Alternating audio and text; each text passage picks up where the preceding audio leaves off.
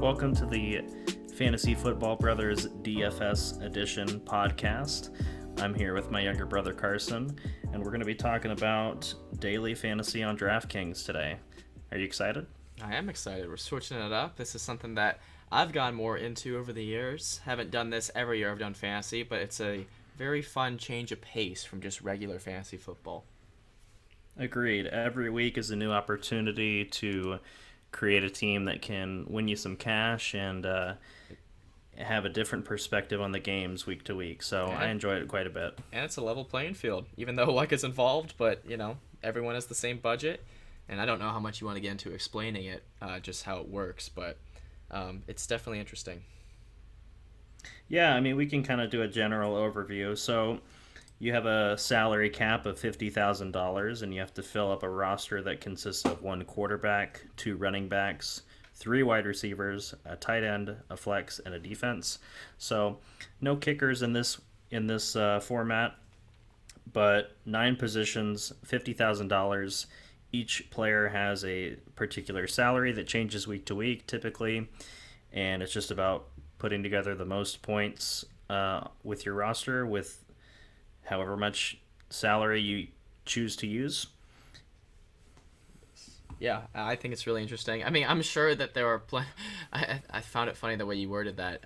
You technically don't have to go all the way to zero. I'm sure that there are lineups that have, a certain amount of money left over that do better than people that use their entire salary. I would say you try to fit it as close to zero as possible because the valuation of the players, how much they cost, is relative to probably how they'll do, but at the end of the day, you win this by picking players that a lot of other people don't, and that player has a big day. So that's a part of it too. Yeah, it's just as important to be different from the crowd, but also to perform really well. Yeah, it's a balance. It's definitely a balance. Yeah.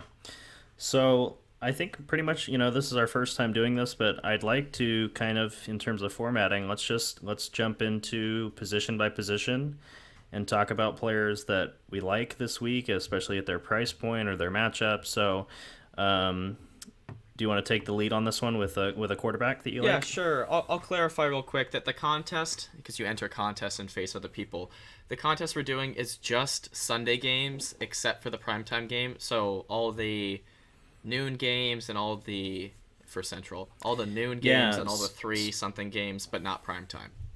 Right, so the teams that are left out of the contest, we'll do it this way, is that it's the Monday night game, which is the Giants and the Chiefs. They are not included in this. And then the Sunday night game of the Cowboys and the Vikings are not included in this contest. Yeah, and also Thursday, but we're already past that at this point. So I'll start, and I'll just go from lowest price to highest price of people that I think are good values. I think Bridgewater at 5,400 is a decent value since he's playing the Washington football team, who have been very easy against quarterbacks. And not that, this offense, the Denver Broncos offense, is an offense that, gets you really excited. But the return of Jerry Jeudy, and we'll talk about him later for sure, could give Bridgewater more options and allow him to have a better day. And I know you have him in one of your lineups, so I know you agree. I do. And I'm glad that you mentioned that his opponent is the Washington football team. Yeah. So their defense is allowing, on average, which is a league worst, 300 passing yards a game. Wow. And for anyone who's familiar with how DraftKings does their scoring, it's a PPR format, but it also includes 3-point bonuses for 300 passing yards, which is exactly what the Washington football team is averaging. Oh, wow. And it also includes 3-point bonuses for 100 yards receiving and 100 yards rushing. Wow. Yeah, I didn't realize that you had bonuses too, so that's an even better pick too. I don't know, Fantasy Pros.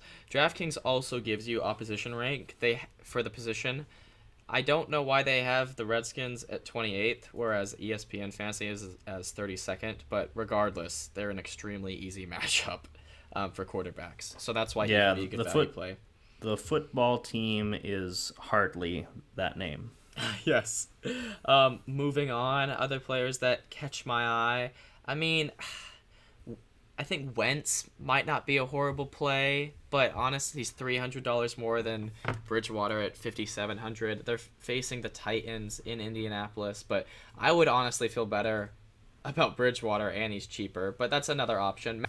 Burrow, so more of a more expensive option, but still not the most expensive. Joe Burrow is 7,100, and he's facing the New York Jets, which could be interesting because he might not have to throw a ton, which could hurt his value. But with that being said, he could also just have a very big, efficient day against a defense that does not scare you at all. Yeah, let's look at it this way too, and not to say that this is a one for one comparison, but last week Mac Jones played the Jets. He threw for 307 passing yards, two passing TDs, on a 24 for 36 completions. He had his best game of the season, and I would argue, despite being a Patriots fan, that Joe Burrow has some better pass catchers than Mac Jones does. Oh, for sure. For sure. Let's see. I mean, those are the people that I think are the best value plays. I know you have two different lineups of two different people, but I guess I do. So I'm going to talk about really quick, and we may need to reformat this because we're going to end up talking about every option at some point. But Jalen Hurts is a player that, I mean, he's gotten 20 plus every single week on DraftKings. Wow. You can't ignore that. So it's difficult, though. The trouble is that a tournament strategy typically involves stacking a quarterback with at least one of his pass catchers, and I don't feel comfortable doing that with the Eagles ever. Yeah. Like unless Dallas Goedert's price is extremely low, and it typically really hasn't been, and we'll get into tight ends eventually, but Dallas Goedert is not one of the players that I'm really looking at this week. But Jalen Hurts' floor on his own is, I mean, it's 20 points, and that's really good for DraftKings. Oh, for sure. Especially whenever, just, to give you a perspective, the most expensive quarterback option is Josh Allen this week at 8,100. So Hurts would save you $900, and he gives you a decent floor from the most expensive. So you have to keep in mind, like, relative to other players, what their value is too. So yeah, I can agree with that, even though I don't really like him, but his fantasy value is undeniable. Yeah, and then I'll say lastly, because I think Matthew Stafford is priced a little high, especially playing the Texans. I think that they'll probably run a lot more than they'll pass in that game, which might hurt players like Robert Woods and Cooper Kupp. But Tom Brady, really quickly, I mean, ain't nobody do it better than Brady. And they're playing a division rival, the Saints. I think that I just have a feeling, that he's going to put up some touchdowns, and he has done that. He's got 4 touchdowns, or 4 or more touchdowns in 4 games this season. So that's a good floor for a quarterback for $7,400. All right. Are we ready to move on to the running backs? Yeah, let's go ahead and do that.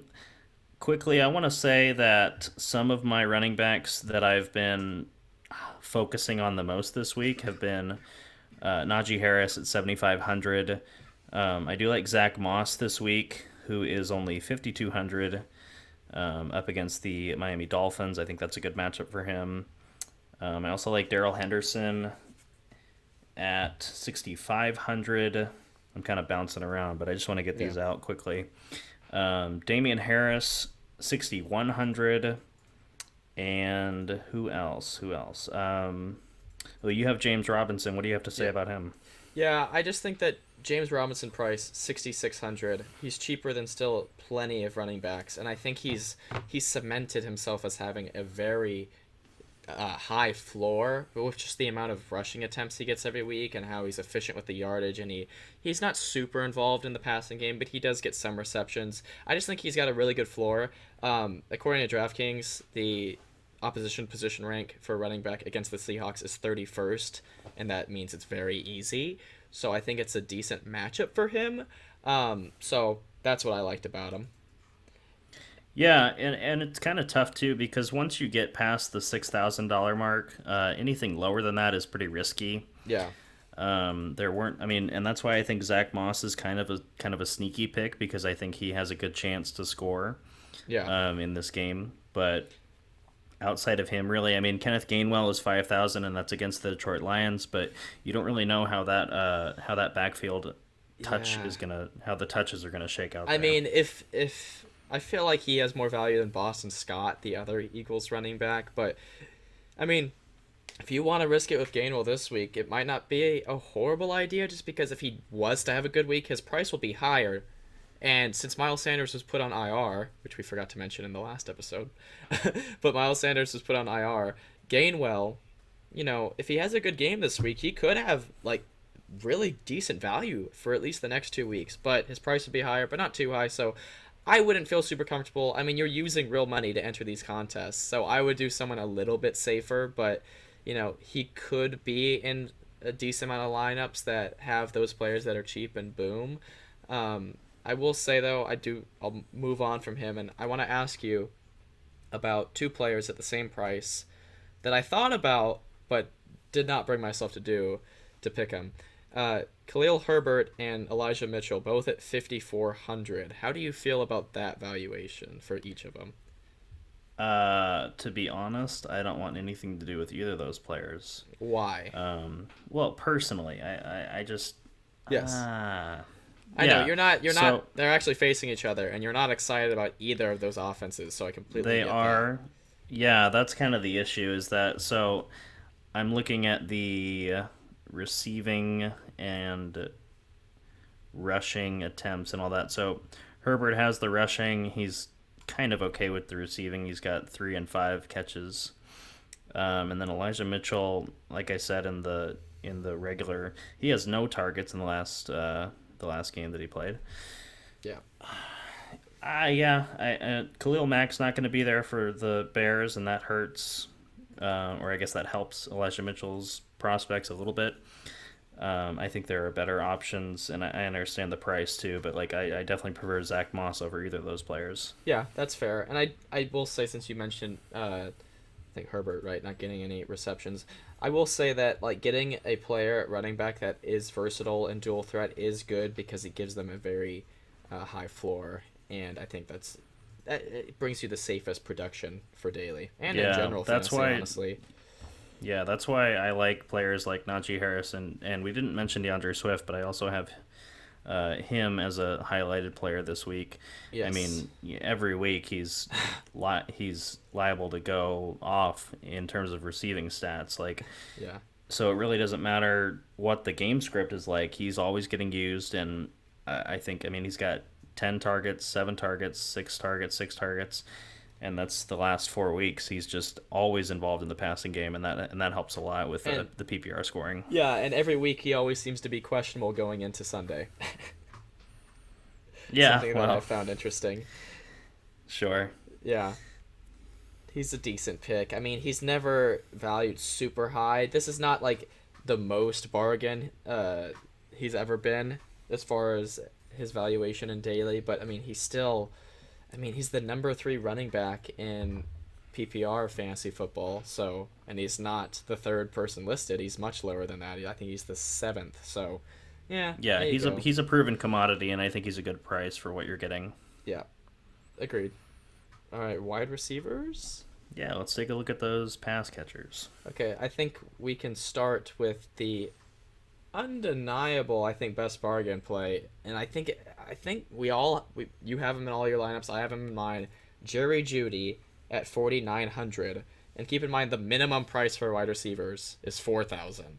So he's Yeah, barely more expensive than like the minimum people that are just on the rosters that yeah, don't that even will get any never. Yeah, looks. they'll never. Yeah, exactly. So I think it has to do with like honestly, it seems like a mistake because you see like well, like for example, at running back, you got McCaffrey is still 8,400 even though he's on IR.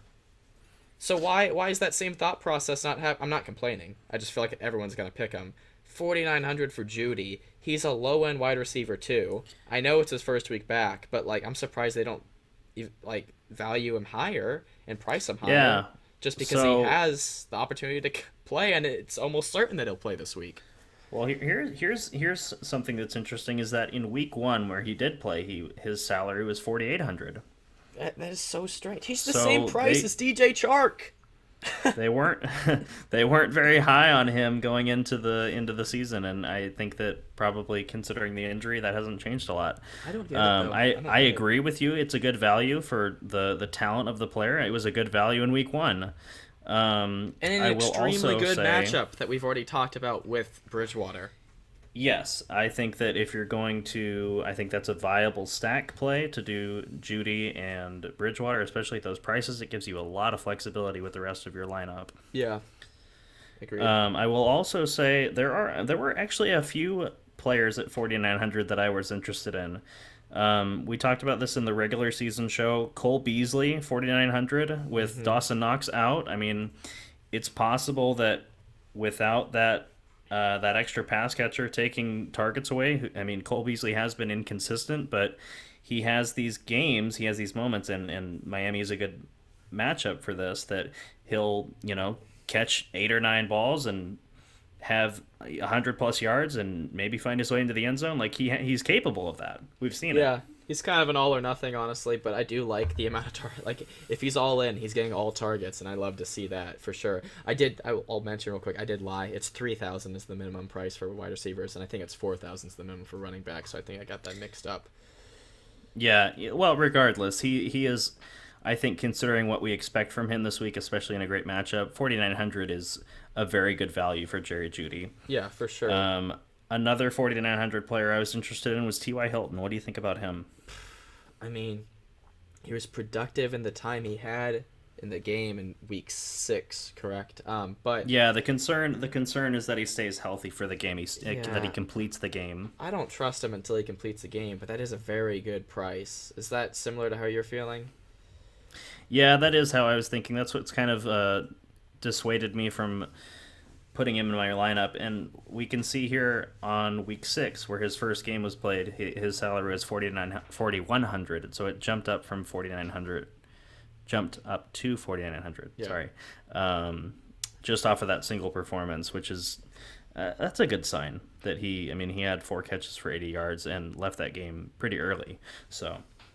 Okay, I feel like this is one we can talk very briefly about, but how do you feel about, I can't believe I'm even asking you, Russell Gage at 4,200, who had 6 targets last week after being gone for I actually kind of like that. I mean, if you're going to go really cheap at wide receiver, I get Russell Gage being a pretty good option. Yeah. He is kind of one of those players that can burn you, he can disappear, but I think more often than not, when he's healthy and playing, he's pretty reliable. The trouble is that his ceiling is not going to be anywhere near what it needs to be week to week.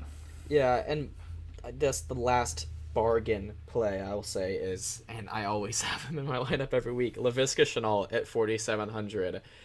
I just he got 10 targets last week. I'll take that floor, even though he hasn't been extremely efficient on them yet. It's just a really cheap price for someone that's getting that amount of looks. Yeah, I can't argue with that. I know you like him a lot more than I do personally, but yeah, certainly not a bad option, especially with that matchup. Seattle's defense has been not great, despite what the opponent rank is. Let me actually dig deeper on that. Yeah, I don't know how they're ranked. DraftKings shows them as ranked 11th against wide receivers. When you go to the matchup tab, it shows that the Seahawks allow 280 passing yards, which is 27th in the NFL, and 414 total yards. Sometimes Laviska Shenault gets rushing attempts, I'm pretty sure. Well, he has a couple. Yeah, he's got 3 on the season, so he could break a big play and do something well for you, but I think there might be some better options around his price point that I'd feel more comfortable with, such as how about Michael Pittman, 5,300. Yeah, I'll talk about Michael Pittman. I think the only thing that worries me about Pittman is just what it looks like in this offense with T.Y. Hilton being healthy for as long as he's healthy in the game, because that was Pittman's worst game of the season, I think, in Week 6 when Hilton was there. And I'm not saying that was 100% because of Hilton, but it's a factor. But at a price of 5,300, that's still a very cheap price for a wide receiver. I mean, when you're dealing with Cooper Kupp is the most expensive at 9,000, like Pittman's just over half of that price, a little over half. So I think he's a very safe play against the Tennessee Titans defense, which apparently are the worst, the easiest against wide receivers.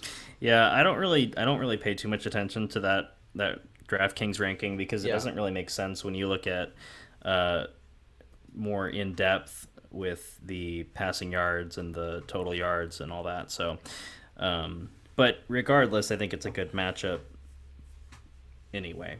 Yeah, I guess I have one more player down at the value picks that I have on my lineup that we haven't talked about, and that's T. Higgins at 5,200. We already talked about Burrow against the Jets and how that could be good for him. Higgins had 15 targets last week, so I think that's a really good floor. Yeah. And another thing, I do like seeing Jacoby Myers at 5,100, but I don't think you need your players to boom. And since he hasn't caught a single touchdown, I don't think he's a DFS play. Yeah, I agree. Someone who is similar to that price point that is catching touchdowns is Emmanuel Sanders, and I know we already talked about we talked about his teammate Cole Beasley, but Emmanuel Sanders at $5,400. He's got 4 touchdowns on the season, double-digit scoring in all but 2 games, and that was Week 1 and Week 2. So I like he's kind of a good floor option at wide receiver, especially at that price point. I'm feeling good about that. And then also let's bump up the price a little bit. Chris Godwin at 6,400. Oh, yeah. I was about to say that. Yeah, I think considering that Marshawn Lattimore has Mike Evans' number and Antonio Brown is out for this game, I really like Godwin to have a good game in DFS against the Saints. How is Godwin only 100 more than Robert Woods and the same price as Courtland Sutton? Like, that's ridiculous. Yeah. I agree. I mean, I think the part of this game that is probably. Well, and the part of this game is about finding the values because we're not in control of how these players get ranked in their salary, but it's just about looking at what's available and making the best informed decision that you can. So, yeah, I feel good about Godwin this week. Yeah, I agree. Anyone else that we're forgetting, really? I mean, Diontae Johnson at 6,700. I like that, too. I like Diontae. I like Keenan a bit. Keenan Allen. I mean, those as far as, like, value picks or people that are really good for the value. I mean, you got people undeniably, like, obviously we haven't really talked much about Cooper Kupp, even though he's undeniably like the wide receiver 1 in fantasy purposes, but he's also the most expensive, so we're not spending a ton of time on him. And the same thing with running backs. We didn't talk much about Derrick Henry, but it's because he's way more expensive than everybody else. It's just not a great strategy to just go for those known commodities and, like, I don't want to say waste, but use up a lot of your salary. So that's kind of why what ends up happening is when you load up on, like, guaranteed talents like that, you need to get very lucky with your bargain plays elsewhere in your lineup in order to pay off in those contests. Yeah, look for a team that's more well-rounded, and that should be more successful. Yeah, like a well-rounded team will never, more often than not, win you first place, but it will get you in the money. Yeah. And that's kind of like, I mean, you know, different approaches for different people, but if the idea is to make money consistently, having a well-balanced team is a better route than going for flyers. Agreed. I think we're ready to move on to tight ends. Yeah, I think so. Okay. This one should be brief because, you know, we play regular fantasy football without tight ends, so obviously there's not very many to talk about that are worthwhile. But one that I will start with. Go ahead. Yeah, I was going to say one that I will start with is Rob Gronkowski. He's 4,600, which is, let's see, how is that ranked among tight ends? It's like eighth. 1, 2, 3, 4, 5, 6, 7. Yeah, eighth.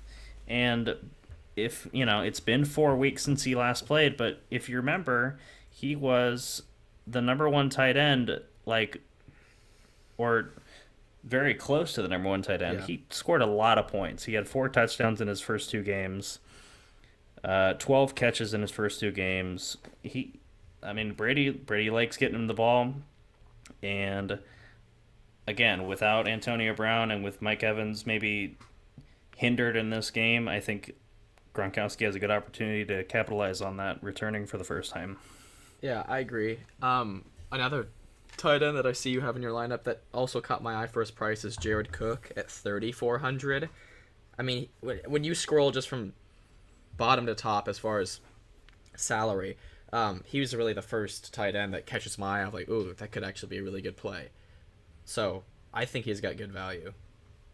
Yeah, 3,400 for Jared Cook, and it does show that the Patriots are ranked second against tight end, but we're gonna have to ignore that moving forward, I think, because the Patriots really just haven't played many star tight ends in order for that rank to really hold any true weight.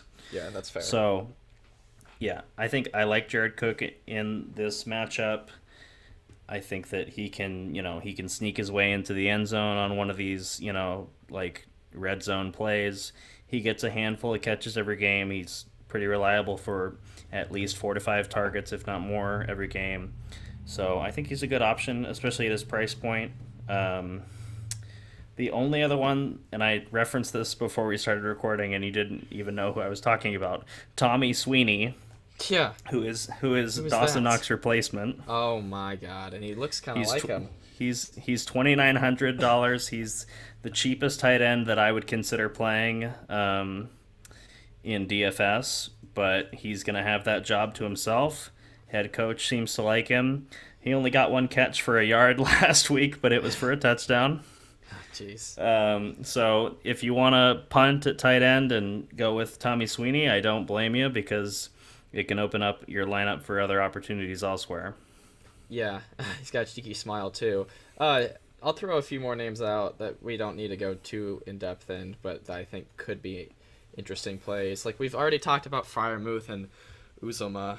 Uzomah? How do I always say it differently? Uzomah. We talk about Uzomah and Freiermuth a lot in our previous episodes, but Freiermuth's at 3,600, Uzomah 3,700. Could be decent plays. For my lineup, picked Seals Jones at 3,800. I don't know why. Well, he's been consistent lately. Yeah, no, that's what I mean. I don't know why DraftKings isn't raising his price. Like, in the absence of Logan Thomas, who's almost certainly not playing this week, even though I think he is eligible to. I don't know why Seals Jones isn't higher. Like, he's getting a handful of targets. He's like the only other reliable option in that offense besides Terry McLaurin, and he's like on the field for the snaps, like over 90% close to of the 100. snaps. Yeah, close to 100% of the snaps. It's close to 100%. So I think he's a good play. Goedert is someone I like just because Ertz is gone, but he's more expensive than Gronk. So I think you would always pick Gronk between him and Goedert. I guess Goedert, and the other thing, I was just going to say, the other thing about Goedert, and we talked about this in the regular season show, is that he just didn't get as many targets as you were hoping for with Ertz out of the picture. Yeah, no, I agree. That's definitely true. Fant, 4,900. I don't know. You're spending a decent amount for someone that probably will have a good game, but I say you take more of a risk, or not even a risk. Just go for more of the value picks and save money, I think. Mike Gesicki at 5,000. I wouldn't spend that much for him, but how do you feel about that? Well, he's been really good lately. Yeah, he has. 20-plus points in back-to-back weeks, and I think it's valuable that the Dolphins are going to have to pass the ball.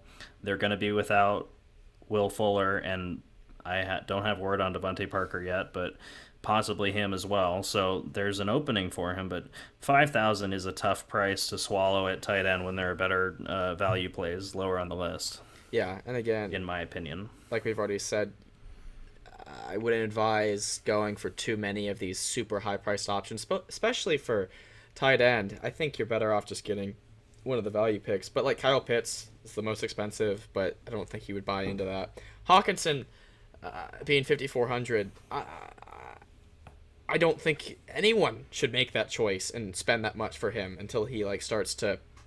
I don't know. I don't trust him at all, and he's the second most expensive tight end. So I wouldn't feel good about Yeah. Yeah, he really has been rough. He's got a 3-game stretch in the middle of the season so far that was all single digits, and those were priced similarly to where he is now. So I don't think he's really that good of a value at that price. Yeah, he's not really a value, even though a lot of just casual fantasy managers probably know his name just because he's a tight end that should have consistent value. I don't think he's even close to being like a smart pick this week. I guess, do we want to talk about defenses? I guess we do a little bit, right? Yeah, I'm gonna just go ahead and say this, that like there are pretty much two school of thoughts, or schools of thought. Yeah, schools of thought, not school of thoughts. That was Carson's high school. Hey. So anyway, let's go with this. There are two approaches when it comes to defense. People will either usually play the lowest, like the cheapest defense, and just hope that it does okay, or they'll spend up and pick a more of a matchup based play with their defense. Yes. And I am of the mind that I prefer to play that matchup based versus just taking a punt at defense and picking the cheapest option, because more often than not you can work around the rest of your lineup and still have a very good defense, that it provides you better opportunities for scoring. The worst case scenario is if you get negative with your defense, and that can certainly happen with the cheapest defense. Oh, for sure. I would say that I usually don't spend up on my defenses. I don't go to the bottom of the barrel. I don't have too much defensive knowledge just because of how our regular fantasy league is set up. But I tend to look at Fantasy Pros. I guess they're definitely not a sponsor, but I look at their rankings a bit and try to see who I think is the best value play, which for me, and that hasn't worked amazing for me, but it gives me at least some frame of reference for what defense. I think the term pros is used loosely.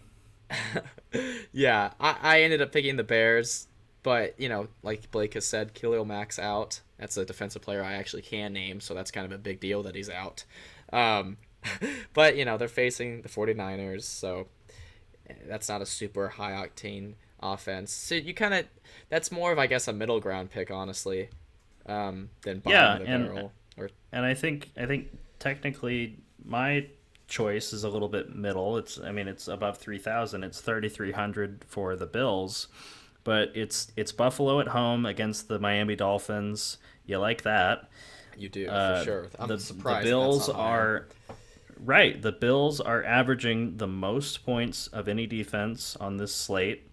So they are averaging double-digit points. They're averaging 12 points. You have a high floor. They have a good number of interceptions because of Trevon Diggs. So there's a lot of things. Or I'm sorry, that's Cowboys. No, wait. You're thinking of Steph. Well, Stephon's I am. on I'm that thinking team, of his brother. But I'm his thinking brother's of his on the brother. Cowboys. Yeah, that's right. Okay, I got confused there. Tre'Davious White, right? Well, just their defense has double-digit interceptions so far in the season, double-digit sacks. They're a balanced team, and again, it's against the Dolphins, and they're at home. So there's just a lot of things going their way. $3,300. I'm happy to spend that amount for them. I feel really good about that decision. All right, well, we finished up with defenses. That's pretty much all that we have left to say. Next episode, we will be reviewing how Carson and I performed in DFS, and we'll be looking at Week 9. So hope you guys will join us for that next one. Thank you all for listening. Carson, anything left to say? No, I hope you all enjoy our, I guess, second series that's specific to DFS, and hope you all are enjoying all the content. Check out the regular season one if you haven't. Yes, definitely. All right, thank you for listening, and I'll see you all in the next one. Peace out. Bye-bye.